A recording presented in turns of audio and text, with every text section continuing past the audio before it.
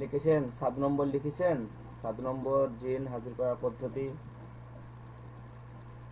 জি হযরত, লিখেছে।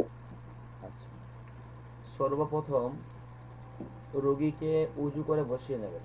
সর্বপ্রথম যে রোগী আপনার কাছে আসবে সেই রোগীটাকে উজু করে বসিয়ে নেবেন। বসিয়ে নেওয়ার পর আপনি ইস্তেগফার পড়বেন 7 বার, দরুদ শরীফ পড়বেন 7 বার। এরপর আপনি সূরা কাফিরুন এবং সূরা ইখলাস, সূরা কাফিরুন সূরা ইখলাস একবার করে পড়বেন।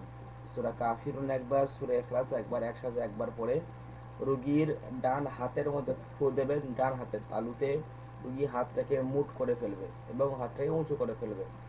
এরপর সূরাতুল ফালাক এবং সূরাতুন নাস, সূরাতুল ফালাক সূরাতুন নাস তার বাম হাতের মধ্যে ফু দেবে, তার বাম হাতটাকে সে মুঠ করে ফেলে। তার দুটো হাত এইভাবে হয়ে গেল।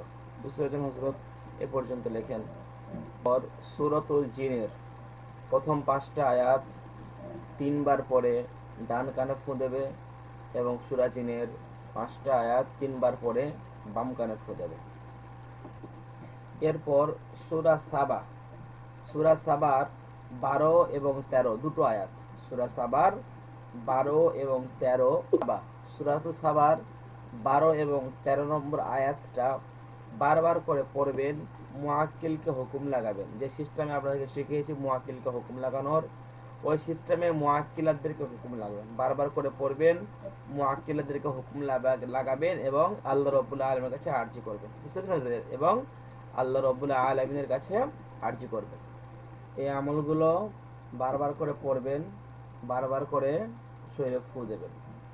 এই আমল এতটা শক্তিশালী পূর্ণ আমল, হুজুর জিন্নাত, মিউট করা আছে।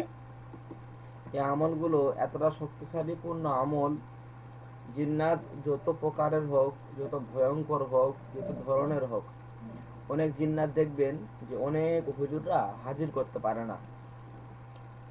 আবার দেখবেন অনেক সময় বলে ডাইরেক্টলি সামনাসামনি চ্যালেঞ্জ ছড়ে যে আমাকে আজ পর্যন্ত কেউ হাজির করতে পারে না, আর কেউ হাজির করতে পারবে না।